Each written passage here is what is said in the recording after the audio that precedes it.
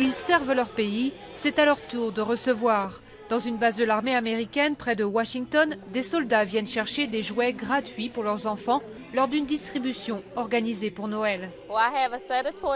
On a 2 jumeaux, ils ont 8 ans. Ils aiment les figurines d'action et les voitures. Mon plus vieux, lui, aime les livres et les trucs techniques. Entre les mutations et les missions à l'étranger, les soldats ont parfois du mal à répondre aux besoins de leur famille. Cette année, Laurie participe à la distribution. Femme de soldat, elle aussi, elle comprend bien les difficultés financières de ces familles qui viennent chercher des jouets.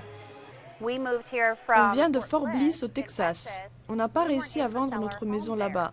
Alors les 6 premiers mois, il a fallu qu'on paye le loyer ici, plus le remboursement de l'emprunt là-bas. Aujourd'hui aux États-Unis, 26% des époux de soldats sont au chômage. La distribution de l'association USO est donc un coup de pouce bienvenu à la fin de l'année.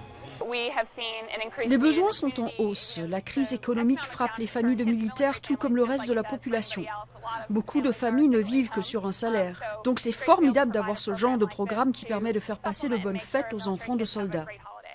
Vélos, livres, poupées et même des iPods, les jouets tout neufs ont été offerts par des donateurs sur suggestion des parents.